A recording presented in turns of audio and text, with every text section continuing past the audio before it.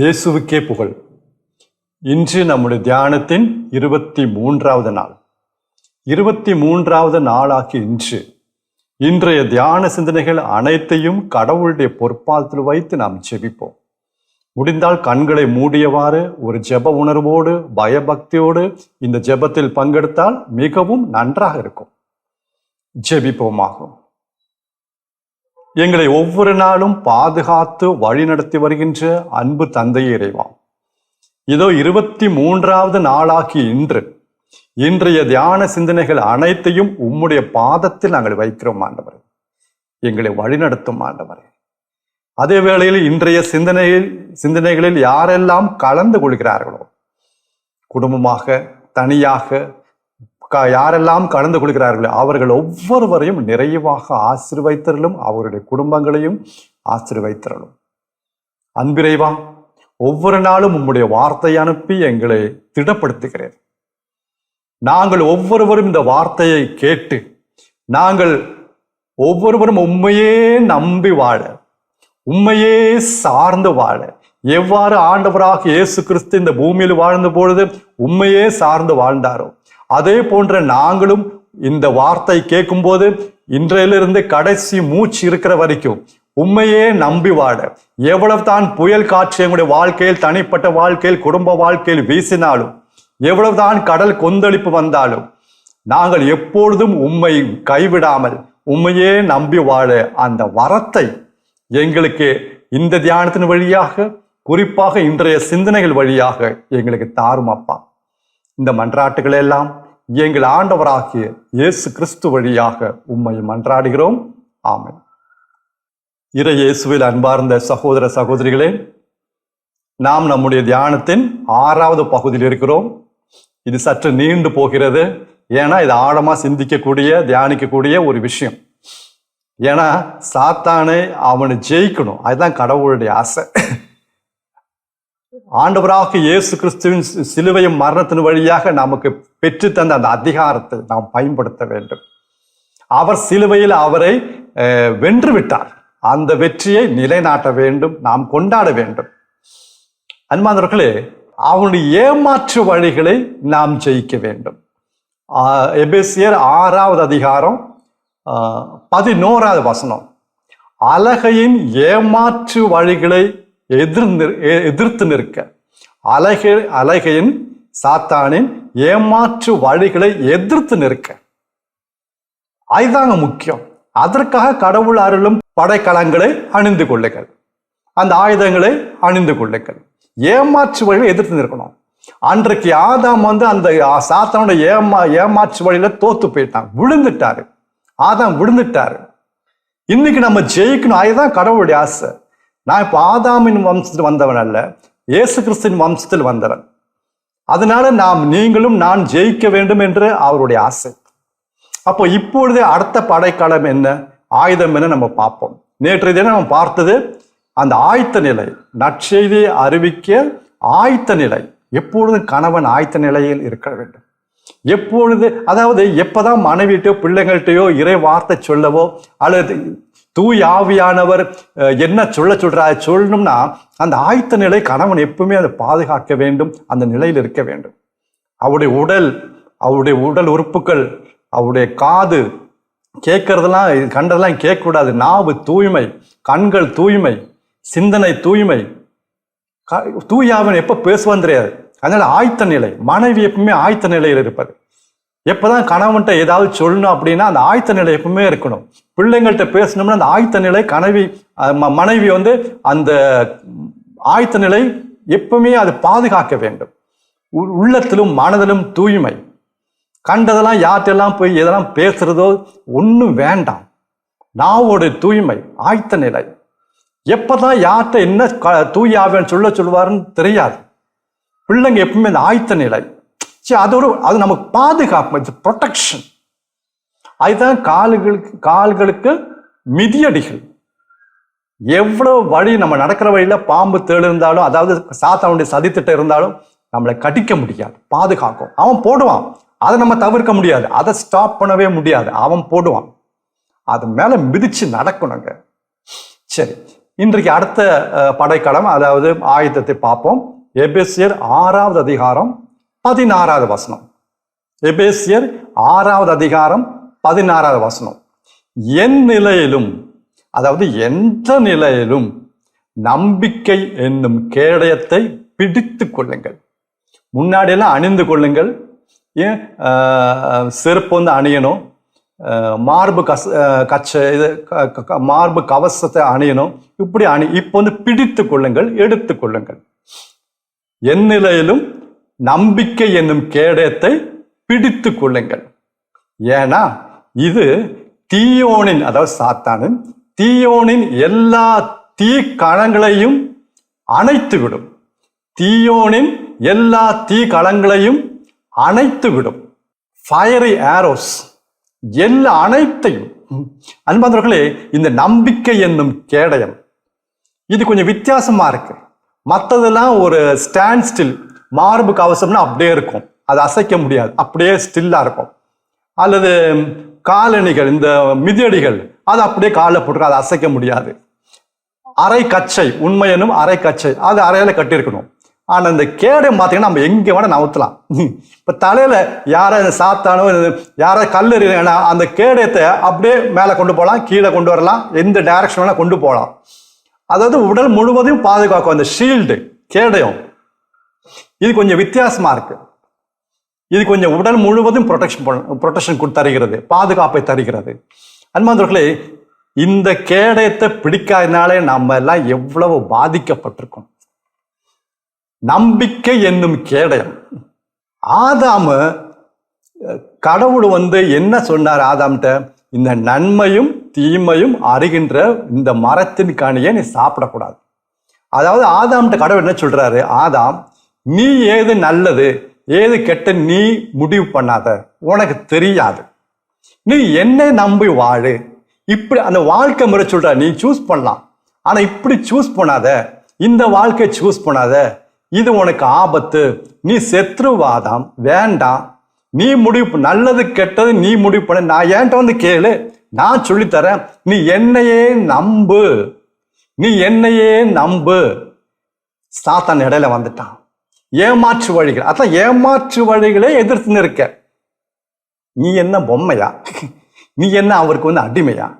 இந்த பூமி முழுவதும் உன் கையில இருக்கு, எல்லாமே உன் கையில இருக்கு, இதுக்கு மேல அதிகாரம் உனக்கு இருக்கு, உனக்கு மேல ஏன் அவர் இருக்கணும்? நீ ஏன் கடவுளாக கூடாது? நீ ஏன் ராஜாவா இருக்க கூடாது? நீ தான் கடவுள், நீ ஏன் பொம்மையா அடிமையா அவர் கீழே இருக்கணும்? நீ நல்லது கெட்டது நீ முடிவு போட, அவர்கிட்ட போய் குழந்தை மாதிரி நீ கேட்பியா? நீ இந்த பழத்தை சாப்பிடு, நன்மையும் தீமையும் அறிகிற பழம் எவ்வளவு அழகா இருக்கு, நீ சாப்பிடு, நீ கடவுளா மாறுப்பா, நீ கடவுளா மாறு. ஏமாற்று வழிகள். ஆதாம் ஏமாந்துட்டாரு. அன்பான சகோதர சகோதரிகளே, கடவுள் நமக்கு ஏதாவது சொன்னார்னா அது அவருடைய அன்பின் நிமித்தம் சொல்றாரு. நம் மீது அக்கறை இருக்கிறனால தான் அவர் சொல்றாரு. அந்த அன்பின் மீது நம்ம நம்பிக்கை வைக்க வேண்டும், அவரை நம்ப வேணும். ஒரு சம்பவம் நம்முடைய அந்த கிறிஸ்தவ வாழ்க்கையில் ஒண்ணு மட்டும் நம்பினாலே போதுங்க.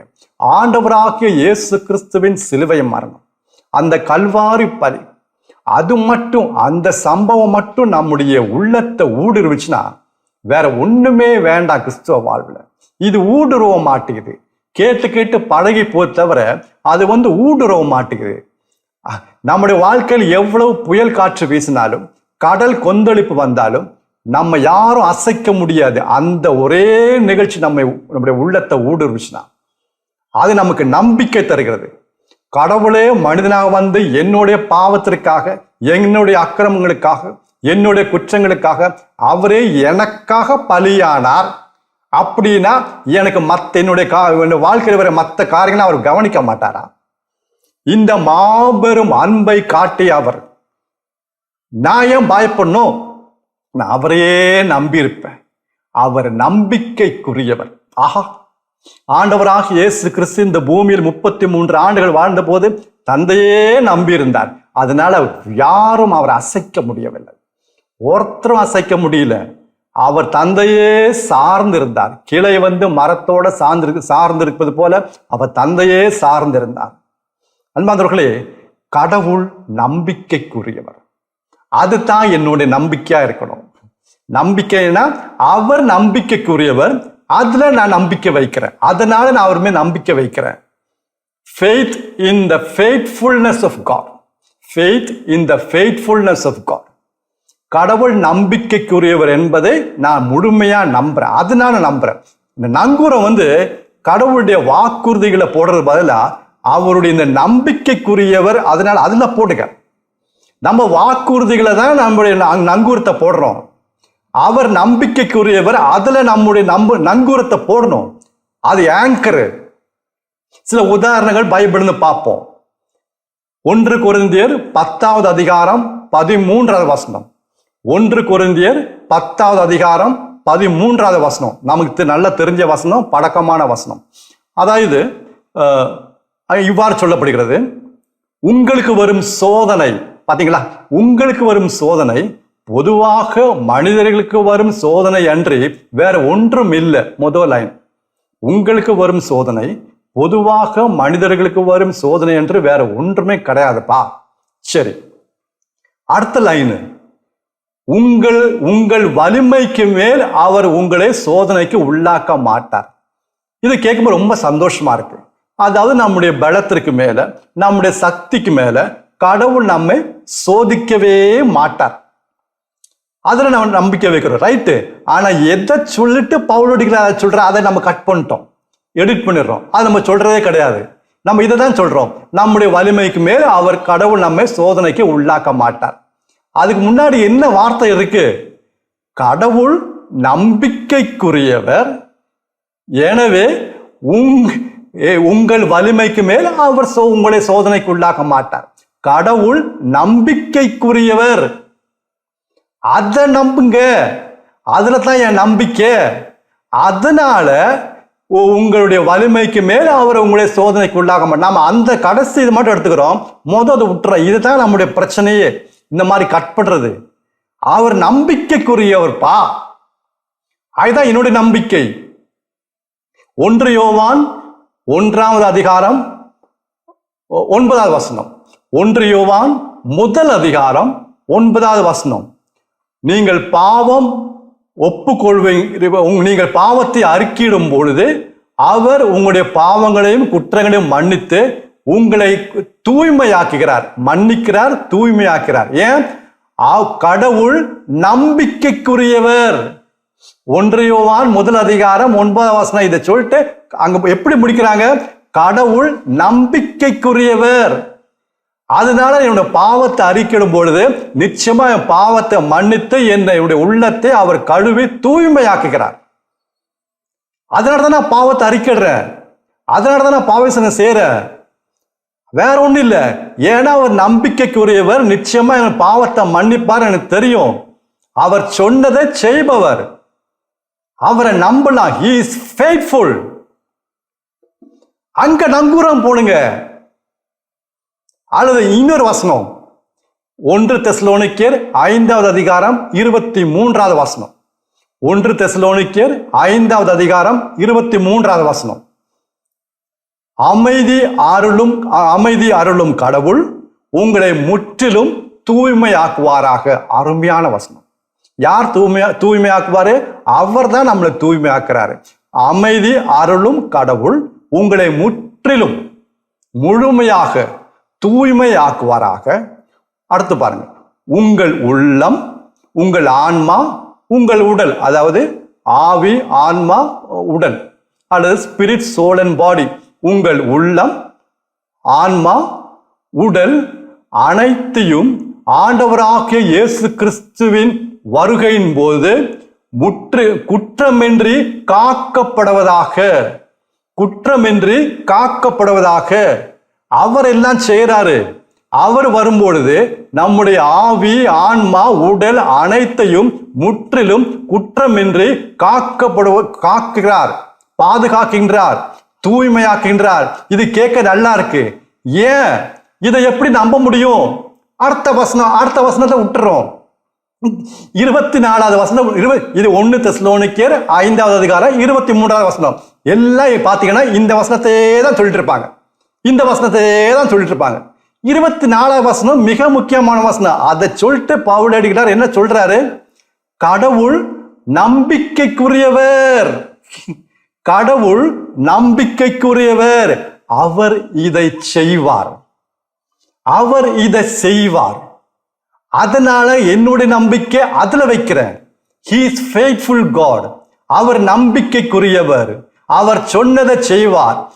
ஒரு நாள் என்னுடைய உடலையும் ஆன்மாவையும் ஆவியையும் அவர் என்னை தூய்மையாக்குவார். முற்றிலும் என்னை கழுவி பரிசுத்தமாக்குவார். அவர் செய்வார் என்று நான் நம்புறேன். ஏன் நம்புறேன்னா, அவர் சொல்லியிருக்காரு பைபிள்ல. அவர் கடவுள் வார்த்தையில அவர் சொல்லியிருக்காரு. அவர் நம்பிக்கைக்குரியவர். அவர் சொன்னதை செய்வார். அது எனக்கு பலம், அது என்னுடைய வல்லமை. அந்த கேடயத்தை நான் பிடித்துக் கொள்கிறேன். இது அசுத்தாவிகள், சாத்தான் எங்கதான் என்னை தாக்கினாலும் முடியாது. அந்த ஷீல்டு ப்ரொடெக்ஷன் எனக்கு இருக்கு. அன்பானவர்களே, இந்த கேடயம் நமக்கும் நம்முடைய குடும்பத்திற்கும் தேவை. நம்ம பிரச்சனைகள் வரும்போது எங்க ஓடுறோம் பாருங்க. ஏன் அவங்கெல்லாம் ஓடுறோம்? ஏன் கடவுளுக்கு நம்மளை காப்பாற்றவோ இந்த சூழ்நிலை சமாளிக்க சக்தி இல்லையா? சக்தி. அப்புறம் ஏங்க அவர் நமக்காக மரித்தாரு? அவர் சகலத்தையும் படைத்த கடவுள் மனிதனாக வந்து அவருடைய அன்பை காட்டுறாரு. என்னுடைய அன்பை பாருங்க. இதுக்கு மேல உங்களுக்கு நான் என்ன செய்யணும்? நான் அனைத்தையும் உங்களுக்கு தந்து விட்டேன். முற்றிலுமாக இவனுடைய ரத்தம், தண்ணி, உடல் எல்லாம் கொட்டிட்டேன். உயிரை கொட்டிட்டேன். இந்த எலுமிச்சை பழம் பிழியும்போது எல்லாம் அதே மாதிரி நான் வெறுமையாக்கிட்டேன். உனக்காக நான் உன்னை விடுவேனா? உனக்கு சில காரியம் புரியாம இருக்கலாம்பா. தம்பி, தங்கச்சி, அக்கா, அண்ணன், உங்களுக்கு சில காரியம் புரியாம இருக்கலாம். அது போட்டோம். நான் உன்னை விடுவேனா? நான் எவ்வளவு அன்பை உங்க மேல காட்டியிருக்கேன். அதுதான் இயேசு சொல்றார் தூய ஆவியான வழியாக. அவர் நம்பிக்கைக்குரிய. இந்த உலகத்துல ஒருத்தரை கூட நம்ப முடியாதுங்க. இந்த உலகத்துல ஒருத்தரை கூட நம்ப முடியாது. எல்லாம் சுயநலம். யாரையும் குற்றப்படுத்த நம்ம அப்படி இருக்கிறோம். ஆனா நம்முடைய ஒவ்வொருத்தரும் கடவுள் மேல் நம்பிக்கை வைக்கும் போது அது நமக்கு பலமாக இருக்கிறது. நம்ம கணவன் நம்ப வேண்டியது கடவுளை, மனைவி நம்ப வேண்டியது கடவுளை, அப்புறம் தான் கணவன். பெற்றோர்கள், பிள்ளைகள் எல்லாம் கடவுள் நம்ம நம்பிக்கை வைங்க. நான் இவரை நம்பி கட்டினீங்க. ஏன் இவரை நம்பி கட்டினீங்க? அதுதான் வாழ்க்கை அப்படியே போச்சு. நான் இவளை நம்பி கட்டினேன். திருமணம் வாழ்க்கை. கடவுளை ஏன் நம்பல? கடவுளை நம்பினீங்கன்னா இவங்க எப்பேற்பட்ட மனிதனாக இருந்தாலும், இவங்க மனைவி எப்பேற்பட்ட மனைவியா இருந்தாலும் பிரச்சனை சமாளிக்க முடியுங்க. ஏன்னா நான் கடவுளை நம்பிட்டு இறங்கினேன் திருமண வாழ்க்கையில அப்படின்னு உங்களால் சொல்ல முடியும். நான் இவரை நம்பிட்டு வரல, இந்த அம்மா நம்பிட்டு வரல, நான் கடவுளை நம்பிட்டு தான் கால் எடுத்து வச்சேன் அப்படின்னு. அப்படி கால் எடுத்து வைக்கல. நம்ம அவங்க அழகா பார்த்து, அவங்களுடைய வேலையை பார்த்து, அவங்களுடைய சம்பளத்தை பார்த்து, அவங்களுடைய குடும்ப பெருமையை பார்த்து, அவங்களுடைய காரை பார்த்து, அவங்க வீட்டை பார்த்து, அவங்களுடைய நண்பர்கள் எல்லாம் இதெல்லாம் பார்த்து அதை நம்பி இறங்கிட்டோம். அவங்களுடைய பேங்க் பேலன்ஸை பார்த்து இறங்கிட்டோம். இவ்வளவு வரதட்சணை கிடைக்குன்னு நம்பி இறங்கிட்டோம். எங்க ஜாதி நம்பி இறங்கிட்டோம். கடவுளை பார்த்து இறங்கல, கடவுளை நம்பி இறங்கல. அதனால சாத்தான் உள்ள வந்து ஏமாத்திட்டான். இதான் ஒவ்வொரு குடும்பமும் இன்னைக்கு அவன் நொறுக்கிட்டு இருக்கான். அன்னைக்கு குடும்பத்தை நொறுக்கிட்டான். ஆதாம் ஏவாள் முதல் குடும்பம். இன்னைக்கு ஒவ்வொரு குடும்பத்தையும் அவன் கண்ணு வச்சுட்டு வரான். இந்த நம்பிக்கை என்னும் கேடத்தை எடுத்துக் கொள்ளுங்கள் அன்பாதவர்களே. நொறுக்கி வரான். இந்த அந்த பவுலடிகளாரை எழுதின இந்த எபேசியர் நம்ம தியானிக்கின்ற வசனங்கள் இருக்கு பாத்தீங்களா? இப்ப நம்ம தியானிக்கிறது எபேசியர் 6வது அதிகாரம் 11 20 முடிய தியானிக்கிறோம். ஒரு எடுத்துக்காட்டு சொல்றேன். எபேசியர் 6வது அதிகாரம் 11 20 முடிய வசனங்கள் தான் நம்ம தியானித்து வரும். இந்த சாத்தானின் எதிர்த்து நிற்கக்கூடிய இந்த வல்லமை பெற கடவுள் அருளும் படைக்கலங்களை நாம் தியானித்து வருகிறோம். இந்த வசனங்கள் எதுக்கு அப்புறம் வருது? இதுக்கு முன்னாடி என்ன பவுலடிகளார் எழுதியிருந்தாரு? குடும்ப வாழ்க்கையை பற்றி எழுதியிருந்தார். இதோட பின்னணி குடும்ப வாழ்க்கை. எபேசியர் 5வது அதிகாரம் 18 6வது அதிகாரம் 9வது வசனம் முடிய குடும்ப வாழ்க்கை, கணவன் எப்படி இருக்கணும், மனைவி எப்படி இருக்கணும், பிள்ளைங்க எப்படி இருக்கணும், வேலைக்காரங்க எப்படி இருக்கணும் எல்லாம் எழுதிட்டு அப்புறம் தான் சாத்தானுடைய போராட்டத்துக்கு வராரு. அப்புறம் தான் உடனே சாத்தான். அதனால குடும்ப வாழ்க்கை நீங்க எச்சரிக்கையா இருங்க, அது ஒரு பாடம். அன்பாதவர்களே, குடும்பத்தை நொறுக்கிறாம ஏமாற்று அவன் இப்ப ஒன்னும் இந்த ஆயுதங்கள் துப்பாக்கி பாம்பு ஒண்ணு கொண்டு வரது கிடையாது. ஏமாற்று வழிகள். அன்றைக்கு ஆதாம ஏமாற்றுறது போல இன்றைக்கு ஒவ்வொருவரையும் அவன் ஏமாற்றுறான். அப்ப நம்ம என்ன செய்யணும்? கடவுள் மீது நம்பிக்கை வைங்க. எப்படி? அவர் நம்பிக்கைக்குரியவர். எபிரேயர் 10வது அதிகாரம் 23வது வசனம். எபிரேயர் 10வது அதிகாரம் 23வது வசனம். வாக்களித்தவர் நம்பிக்கைக்குரியவர். எடுத்தோட ஸ்டார்டிங் அந்த வசனத்தை தொடக்க முடியுதா? வாக்களித்தவர் நம்பிக்கைக்குரியவர். He is faithful. வாக்குறுதி நம்பிக்கை வைப்பதை விட அந்த சொன்னவருமே நம்பிக்கை வைங்க. நம்ம எல்லாம் வாக்குறுதி நம்பிக்கை வைக்கிறோம். அதை விட அது யார் சொன்ன அவர் மேல் நம்புங்க. ஏன்னா he is faithful. அவர் நம்பிக்கைக்குரியவர். இந்த நம்பிக்கைக்குரியவர், இந்த கடவுள் மீது நம்பிக்கை வைத்தால் நங்கூரம் போட்டோம்னா ஒண்ணு அவனால் செய்ய முடியாது. அவனை ஏமாற்ற வழியெல்லாம் அடிச்சு நொறுக்கிடலாம். நம்ம இந்த ஏமாற்ற வழி ஜெயிக்கணும். அதுதான் கடவுளுடைய ஆசை. ஆதாம் தோத்துட்டாரு, நம்ம இயேசு கிறிஸ்து வம்சத்துக்கு வந்து ஜெயிக்கணும். கணவன்கிட்ட வந்து சொல்றான், என்ன சொல்ற? நீ என்ன ஐயா எல்லாம் மனைவிட்டே போய் கேட்டுட்டு இருக்க? நீ தான் குடும்ப தலைவர், நீ தான் ராஜா. எல்லாம் அவங்ககிட்ட போய் ஆலோசனை கொண்டு அவசியம் கிடையாது. தூய ஆவிய கடவுள் மனைவி கொடுத்தது ஆலோசனை கேட்பதற்காக, எல்லாம் பகிர்ந்து கொள்வதற்காக. இவன் சொல்றான், நீ அவன்கிட்ட போய் கேட்கணும். நீ குடும்ப தலைவரா, அவ குடும்ப தலைவியா? யார் ராஜா? நீ ராஜா இருப்பா. உடனே அதுல ஏமாந்துடுறோம். மனைவிட்ட போய் நீ என்ன அவனுக்கு அடிமையா? என்ன அவன் தான் ராஜாவா? அப்புறம் நீ கல்யாணம் பண்ண உன் நச்சு 2 குடு, 2 வார்த்தை சொல்லு. நீங்க என்ன கல்யாணம் பண்றது போல 2 வேலைக்காரியை வச்சிருக்கலாம்னு சொல்லு, நச்சுன்னு கொடு. நீங்க சமைச்சு போடணுமா? அவன் ராஜா மாதிரி வந்து உட்கார்ந்து சாப்பிட்டு வரான். என்ன இது? நீயும் அவரும் சமம், தெரியுதா? இப்படி அவனுடைய ஏமாற்ற வழிகள்ல மாட்டிக்கிறோம். குடும்பம் உடையுது. பிள்ளைங்கள்ட்ட போய் நீங்க உங்க பர்சனல் லைஃப் எல்லாம் உங்க அப்பா அம்மாட்ட ஷேர் பண்றீங்க. நீங்க என்ன குழந்தைங்களா? அவங்க ஓல்டு ஜெனரேஷன்ப்பா. நீங்க சொன்ன அவங்களுக்கு என்ன புரியும்? நீங்க பார்ட்டி போனதோ இந்த மாதிரி சுத்திட்டு வந்ததெல்லாம் ஏன் அவங்கள்ட்ட சொல்றீங்க? அவங்க ஓல்டு ஜெனரேஷன், அந்த காலத்து ஆளுங்க. அவங்க இதெல்லாம் தப்புதான் சொல்லுவாங்க.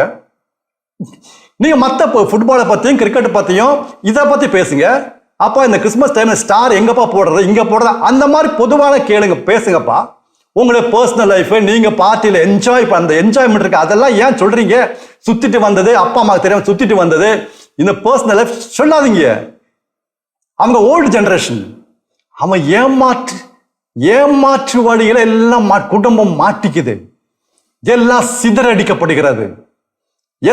நான் ஏன் வேதம் சொல்றேன்னா, குடும்பங்கள் இன்றைக்கு பாருங்க, எல்லாம் அவங்க வழிக்கு மொபைல் போனை வச்சுட்டு, சொந்தமா மொபைல் போனை வச்சுட்டு, சொந்தமான தனிப்பட்ட முறையில் ஃப்ரெண்ட்ஸை வச்சுட்டு எல்லாம் போயிட்டாங்க. நம்பிக்கை வைப்போம், கடவுள் மீது நம்பிக்கை வைப்போம். ஏன்? அவர் நம்பிக்கைக்குரியவர். அந்த ஒண்ணை நம்ம பிடிச்சுக்குவோம். கடைசி வரைக்கும் எவ்வளவு புயல் காற்று வந்தாலும், அவன் எவ்வளவு பெரிய ஆயுதங்களை அனுப்பினாலும், எல்லா தீ கணங்களையும் அதை அணைத்து விடும். ஒன்னும் செய்ய முடியாது. கடவுள் நமக்கு பாதுகாப்பு தந்திருக்காரு, அதை நம்ம பயன்படுத்தணும் என்பதர்களே. கடவுள் கொடுத்த பாதுகாப்பை நாம் பயன்படுத்தணும். அது நம்முடைய கடமை. அதுதான் அவர் எதிர்பார்க்கிறாரு. தூய ஆவியானவரை ஜெபிப்போம். தூய ஆவியானவரே, இந்த ஆயுதத்தை, இந்த நம்பிக்கை என்னும் கேடயத்தை நானும் எங்கள் குடும்பத்தை சார்ந்த ஒவ்வொருவரும் இதை பிடிக்கவும், எந்த நிலையில் நாங்கள் இருந்தாலும் பிடிக்கவும், நாங்கள் இதனால் அவனுடைய தீக்கணங்களை எல்லாம் ஜெயிக்கவும், ஏமாற்று வழியை ஜெயித்து நாங்கள் இந்த குடும்பம், இங்க உள்ள எல்லா குடும்பங்களுக்கும் ஒரு சாட்சியாக வாழ இந்த வரம் தூயாவியானவரே இந்த தியானத்தின் வழியாக இன்றைக்கு எங்களை தாங்க அப்படின்னு ஜெபிச்சீங்கன்னா, ஆஹா, நிச்சயமா கொடுப்பார். என்ன காரணம்? ஏன்னா இதுவே தகுந்த காலம்.